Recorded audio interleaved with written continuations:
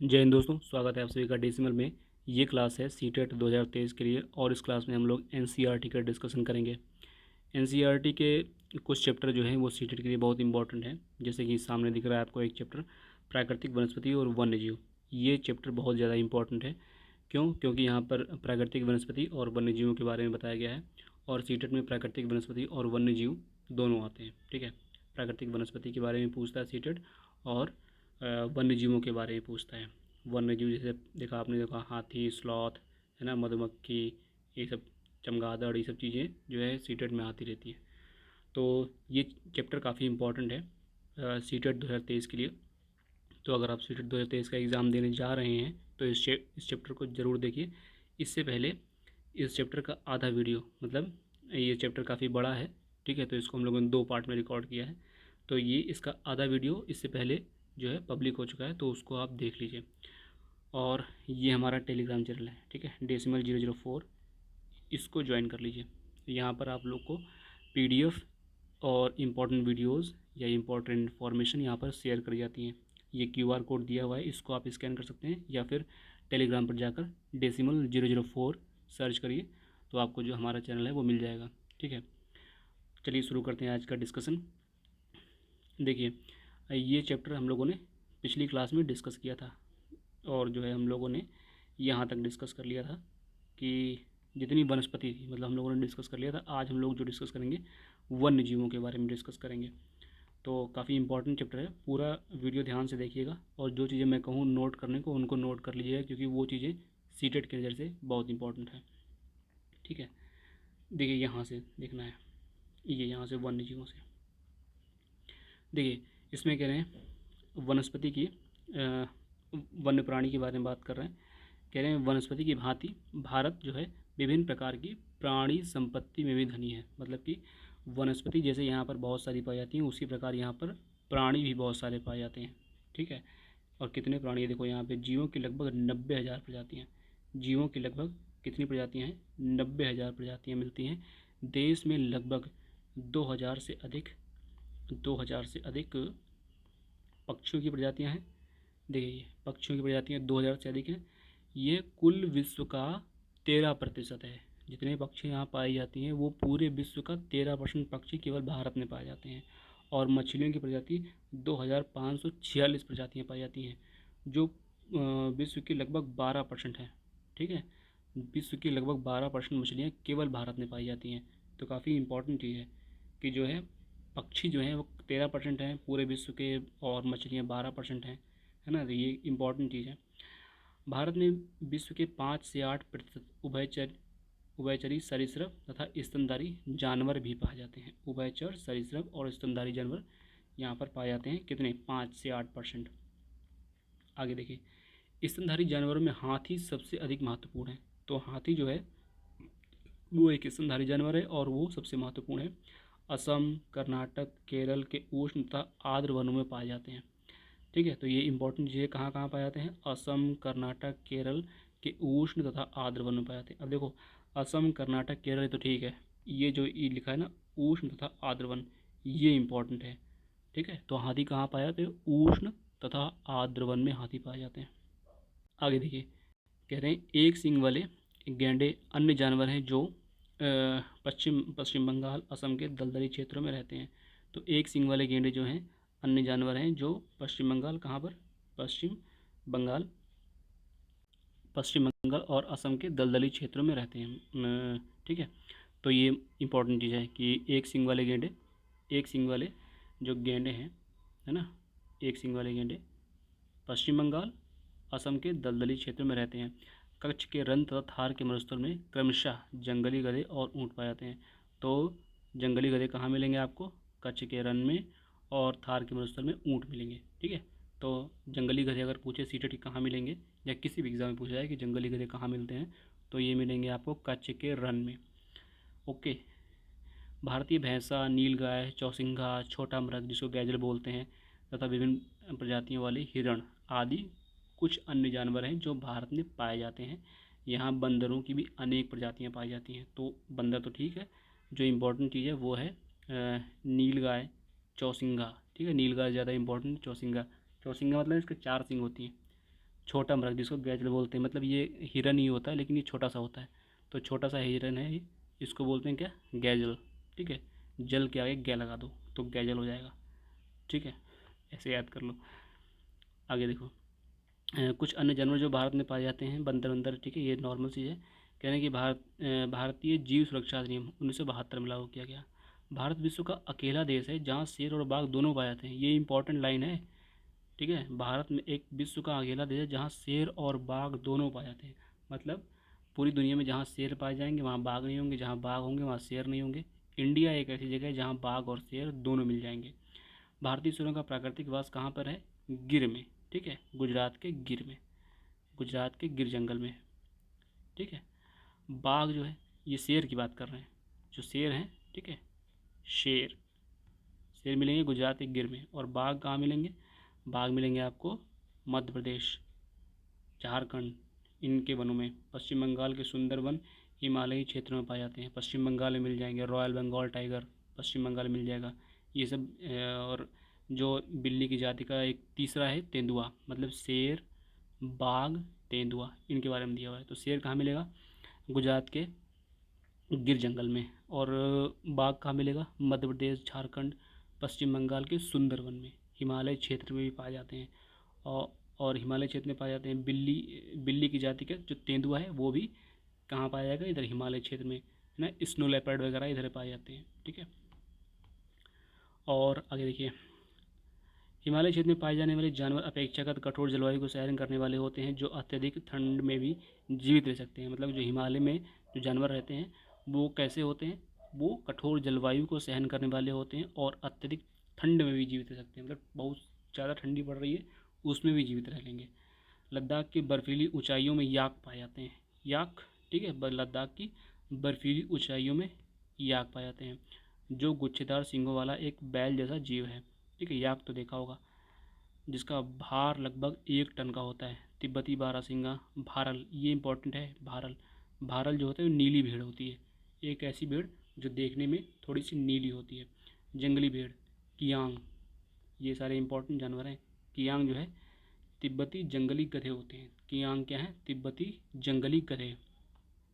कहीं कहीं लाल पांडा भी कुछ भागों में मिलते हैं। जो रेड पांडा होते हैं वो भी कुछ भागों में मिल जाते हैं, रेड पांडा। नदियों, झीलों तथा समुद्र में कछुए, मगरमच्छ और घड़ियाल पाए जाते हैं। ठीक है, कछुए मिलेंगे, मगरमच्छ मिलेंगे, घड़ियाल मिलेंगे। घड़ियाल मगरमच्छ की प्रजाति का एक ऐसा प्रतिनिधि है जो केवल भारत में पाया जाता है। तो यहाँ पे इंपॉर्टेंट चीज़ क्या है कि जो घड़ियाल है, ठीक है, घड़ियाल, ये केवल भारत मिलता है।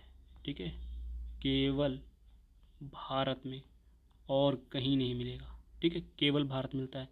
मगरमच्छ और घड़ियाल में थोड़ा सा अंतर होता है, देखने में दोनों एक जैसे होते हैं लेकिन इनका मुंह जो होता है घड़ियाल का थोड़ा सा ऐसे लंबा होता है ना, ऐसे लंबा होता है। और मगरमच्छ का इस टाइप का होता है, मगरमच्छ का ऐसा होता है। घड़ियाल का मुंह थोड़ा सा लंबा होता है ना, थोड़ा लंबा ऐसे, थोड़ा क्या, उनकी ज़्यादा बहुत लंबा होता है, मतलब मगरमच्छ की तुलना में काफ़ी लंबा होता है।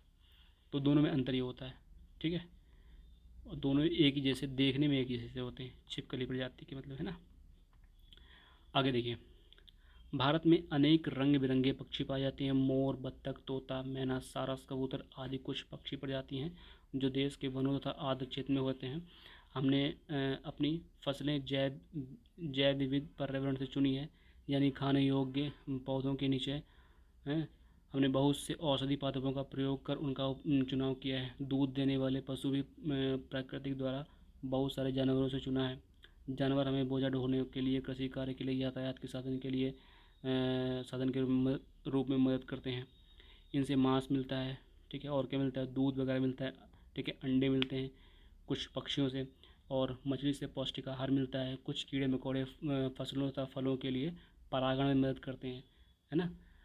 जो कीड़े मकोड़े होते हैं वो परागण में बहुत ज़्यादा इंपॉर्टेंट रोल अदा करते हैं। जैसे मधुमक्खियाँ हो गई, है ना, मधुमक्खियाँ बहुत इंपॉर्टेंट रोल अदा करती हैं किसमें? परागण में। और हानिकारक कीड़ों पर जैविक नियंत्रण रखते हैं। प्रत्येक प्रजाति का पारिस्थितिकीय तंत्र में योगदान होता है, अतः उनका संरक्षण अनिवार्य है। जैसा पहले बताया गया है कि मनुष्य द्वारा पादपों और जीवों के अत्यधिक उपयोग के कारण पारिस्थितिकी तंत्र असंतुलित हो गया है। मतलब कह रहे हैं कि मनुष्यों द्वारा पादपों और जीवों के अत्यधिक, मतलब ज़रूरत से ज़्यादा अत्यधिक उपयोग के कारण जो है पारिस्थितिकी तंत्र असंतुलित हो गया। लगभग 13,000 पादप प्रजातियों जो है संकट में है। 13,000 पादप प्रजातियाँ संकट में हैं।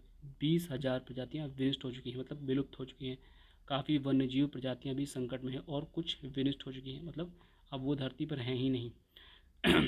पारिस्थितिकी तंत्र के असंतुलन का मुख्य कारण लालची व्यापारियों का अपने व्यवसाय के लिए अत्यधिक शिकार करना है। रासायनिक और औद्योगिक अवशिष्ट तथा तेजाबी जमाव के कारण प्रदूषण, विदेशी प्रजातियों का प्रवेश, मतलब जो इन्वेजिव स्पीसीज होती हैं ना, जैसे गाजर घास है, कृषि तथा निवास के लिए वनों की अंधाधुंध कटाई पारिस्थितिकी तंत्र के असंतुलन का कारण है। तो पारिस्थितिकी तंत्र का असंतुलन का कारण कोई एक कारण नहीं है। क्या क्या कारण है? पहला तो प्रदूषण हो गया, दूसरा विदेशी प्रजातियों का आगमन है ना, और कृषि तथा निवास के लिए जो अंधाधुंध कटाई हो रही है, ये है ना, पारिस्थितिकी तंत्र का असंतुलन का कारण है। ये सारी चीज़ें, प्रदूषण, विदेशी प्रजातियों का आगमन और अंधाधुंध वनों की कटाई, ठीक है, ये सारी चीज़ें। अपने देश की पादप और जीव संपत्ति की सुरक्षा के लिए सरकार ने कई कदम उठाए हैं। कौन कौन से कदम उठाए हैं आइए देख लेते हैं।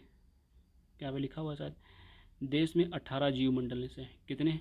18 जीव मंडल निश्चय। अच्छा, पेपर से पहले एक बार गूगल कर लेना, ठीक है। यहाँ पे जो एनसीईआरटी में लिखा है मैं वो पढ़ा दे रहा हूँ। पेपर से पहले एक बार गूगल कर लेना, ठीक है। ये चीज़ें नेशनल पार्क वगैरह गूगल करके जाया करो, क्योंकि ये चीज़ें क्या होता है, बढ़ती घटती रहती है, बढ़ती रहती है, मतलब घटती क्या रहती है, ठीक है। और 18 जीव मंडल निश्चय आरक्षित सभी किए गए। इसमें 10 सुंदरवन, नंदा देवी, इनमें से 10 ये बताए गए हैं। देखो इसमें 10 हैं, सुंदरबन, नंदा देवी, मन्नार की, नीलगिरी, नौकरेक, ग्रेट निकोबार, मानस, सिमलीपाल, पंचमढ़ी और अचानकमार अमरकंटक की गणना विश्व के जीव मंडल निश्चय में की गई है। इसको एक बार गूगल कर लेना, ठीक है। आरक्षित क्षेत्र में, ठीक है, जीव मंडल निश्चय देखो यहाँ पर दिया गया है।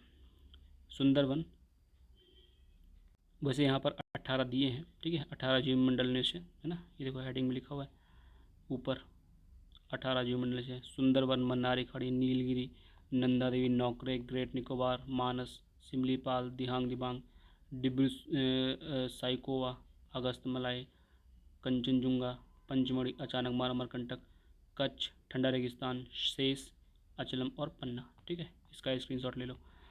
फिर दूसरा पॉइंट है, सन 1992 में सरकार द्वारा पादप उद्यानों को वित्तीय एवं तकनीकी सहायता देने की योजना बनाई गई। तीसरा है, शेर संरक्षण, गैंडा संरक्षण, भारतीय भैंसा संरक्षण, पारिस्थितिकी तंत्र के संतुलन के लिए कई योजनाएं बनाई गई। फिर अगला पॉइंट है, 101 नेशनल पार्क, 553 वन्य प्राणी अभ्यारण्य और कई चिड़ियाघर राष्ट्र की पादप और जीव संपत्ति की रक्षा करने के लिए बनाए गए। ये सब काम किसके लिए किए गए हैं? जो जीव संपत्ति है उसको बचाने के लिए, ठीक है। हम हम सभी को अपने अति जीविता के लिए प्राकृतिक पारिस्थितिकी तंत्र के महत्व को समझना चाहिए। यह तब संभव है जब प्राकृतिक पर्यावरण का अंध विनाश तत्काल समाप्त कर दिया जाए, ठीक है। तो ये यहाँ पे चैप्टर खत्म हुआ। कुछ इंपॉर्टेंट चीज़ें यहाँ पे देखो, प्रवासी पक्षी के बारे में दिया हुआ है। भारत के कुछ दलदली भाग प्रवासी पक्षियों के लिए प्रसिद्ध हैं। शीत ऋतु में साइबेरियन सारस बहुत संख्या में यहाँ आते हैं। शीत ऋतु में साइबेरियन सारस बहुत संख्या में यहाँ आते हैं। इन पक्षियों का एक मनपसंद स्थान कच्छ का रन है। तो कच्छ के रन में कौन आता है? साइबेरियन सारस, जिस स्थान पर मरुभूमि समुद्र से मिलती है, ठीक है। मरुभूमि समुद्र जहाँ मिलती है वहाँ पर ये लोग आते हैं। वहाँ लाल सुंदर कलंगी वाली फ्लेमिंगो हज़ारों संख्या में आते हैं। तो ये फ्लेमिंगो हैं, ये देखो ये है ना, ये फ्लेमिंगो हैं, ये आते हैं हज़ारों की संख्या में आते हैं और खारे कीचड़ के ढेर बनाकर उसमें घोंसला बनाते हैं, ठीक है, और उसमें बच्चों को पालती हैं। देश में अनेकों दर्शनीय दृश्य में से यह भी एक है। क्या यह हमारी कीमती धरोहर नहीं है? बिल्कुल है, ठीक है, तो ये बिल्कुल है। और ऊपर कुछ इंपॉर्टेंट चीज़ देख लेते हैं। ऊपर इम्पॉर्टेंट चीज़ ये मैप है, वन्य प्राणी निश्चय, ठीक है। अब देखो ये देखो, इस यहाँ पे पहले तो ये गाइड देखो क्या है, कह रहे हैं ये जो गोले वाले हैं ये वन्य प्राणी अभ्यारण्य है, अगर स्टार लगा है तो ये पक्षी अभ्यारण्य है, और ये ट्रायंगल है तो नेशनल पार्क है, ठीक है। तो ये जो दाची ग्राम है ये नेशनल पार्क है, ठीक है। फिर ये राजाजी नेशनल पार्क है, ये कार्बेट है, ये दुधुआ है, ठीक है। केवला देवघाना है, ये रणथंभौर है, ये शिवपुरी है, और ये राजगीर है। ये सारे हम लोग क्या देख रहे हैं, नेशनल पार्क, ट्रायंगल वाले। ठीक है, कान्हा है, ये तदोबा है, तदोबा, और संजय गांधी ये है, ये गिर है। फिर आगे आओ, ये बांदीपुर है। ठीक है, ये बांदीपुर है, और कहीं दिख रहा है? हाँ, और गुइंडी है, और ये सिमलीपाल है। ये सारे जो है अपने मैप में इसे लोकेट कर लो, इसे बना लो। मानस है, ये काजीरंगा है। ठीक है, और ये है गोरुमार, ये गोरुमार है। तो ये सारे इंपॉर्टेंट हैं। वन्य प्राणी अभ्यारण्य जितने गोल वाले हैं, गोल और रेड वाले, ये वन्य प्राणी अभ्यारण्य है। ये देखो, सरिस्का है। ठीक है, सरिस्का है। फिर ये है कावल, पोचेरम, और ये है आटू नगरम। फिर है ये मुदुमलाई पेरियार है ये। ठीक है, और कोई है, ये है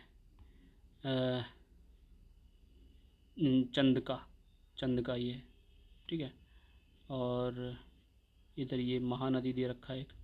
ठीक है, तो इस मैप को एक बार आप देख लीजिएगा।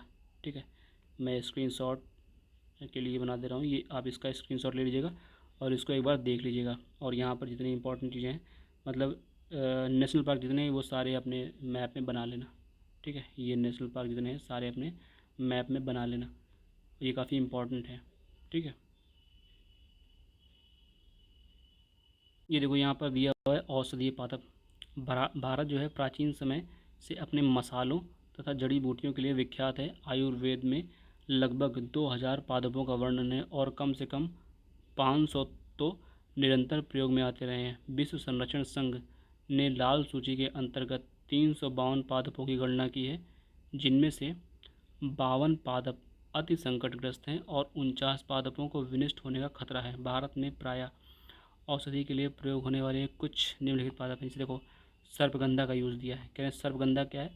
सर्पगंधा ये रक्तचाप के निदान के लिए प्रयोग होता है और केवल भारत में पाया जाता है। इम्पॉर्टेंट चीज़, सर्पगंधा केवल भारत में। जामुन, जामुन तो जानते होंगे, है ना? जामुन जो है पके हुए फल से सिरका बनाया जाता है, जो कि वायुसारी और मूत्रवर्धक है और इसमें पाचन शक्ति के भी गुण हैं। बीज का बनाया हुआ पाउडर मधुमेह जो है, डायबिटीज़ रोग में सहायता करता है। जो बीज होता है ना, जामुन खाने के बाद जो बीज बचता है उसको पीस के उसका चूर्ण बना लेने का। ठीक है, और चूर्ण बना के रोज़ खाने का, तो आपका डायबिटीज़ ठीक हो जाने का। आगे देखो, अर्जुन। अर्जुन क्या है? ताज़े पत्तों का निकला हुआ रस कान के दर्द के लिए। अगर कान दर्द हो रहा है तो अर्जुन के पेड़ के पत्ते तोड़ के लाओ और उसका रस निकालने का, कान में डालने का और मस्ती से घूमने का। यह रक्तचाप की नियमितता के लिए भी लाभप्रद है। ठीक है, रक्तचाप इसको ब्लड प्रेशर बोलते हैं। ठीक है, ये भी ब्लड प्रेशर, ये भी ब्लड प्रेशर। फिर अगला है बबूल। इसके पत्ते आँख की फुंसी के लिए लाभदायक होते हैं। बबूल जो होता है आँख की फुंसी के लिए। इससे प्राप्त गोंद का प्रयोग शारीरिक शक्ति की वृद्धि के लिए करते हैं। ठीक है, स्टेमिना बढ़ाने के लिए। नीम तो पता ही है, जैव और जीवाणु प्रतिरोधक है। तुलसी बहुत इंपॉर्टेंट है, तुलसी सबको पता होगी शायद। तुलसी पादप जुकाम और खांसी में, काढ़ा वाढ़ा बनाने में नहीं यूज़ करते हैं, जुकाम और खांसी की दवा में इसका प्रयोग होता है। और कचनार जो होता है फोड़ा, अल्सर, दमा रोग के लिए प्रयोग होता है। और इस पौधे की जड़ और कली पाचन शक्ति में सहायता करती है। ठीक है, तो ये इंपॉर्टेंट चीज़ें थी जो आपको नोट कर लेनी है। देखो पूछ सकता है सीटेट में, है ना, कोई बड़ी बात नहीं है। सर्पगंधा हो गया, तुलसी की चीज़ें अगर पूछ लें कोई बड़ी बात नहीं, बबूल पूछ लें, जामुन पूछ लें, तो ये कोई बड़ी बात नहीं है। तो इसको एक बार एक रीडिंग तो मारना ही बनता है। ठीक है, तो ये चैप्टर फिनिश हो गया। अब इसकी एक्सरसाइज करते हैं, जो लास्ट में दिए हैं ना कुछ क्वेश्चंस। ठीक है, इनको करते हैं। देखिए, क्वेश्चन है रबर का संबंध किस प्रकार की वनस्पति से है? रबर का संबंध। ठीक है, तो रबर का संबंध है उष्णकटिबंधीय वर्षावन से। ठीक है, उष्णकटिबंधीय वर्षावन से। दूसरा है सिनकोना के वृक्ष कितने वर्षा वाले क्षेत्र में पाए जाते हैं? तो सिनकोना के वृक्ष जो है 100 सेंटीमीटर। ठीक है, सिमलीपाल जीव अभयारण्य निचय कौन से राज्य में स्थित है? ठीक है, जो है कौन से राज्य में है? तो ये है उड़ीसा में।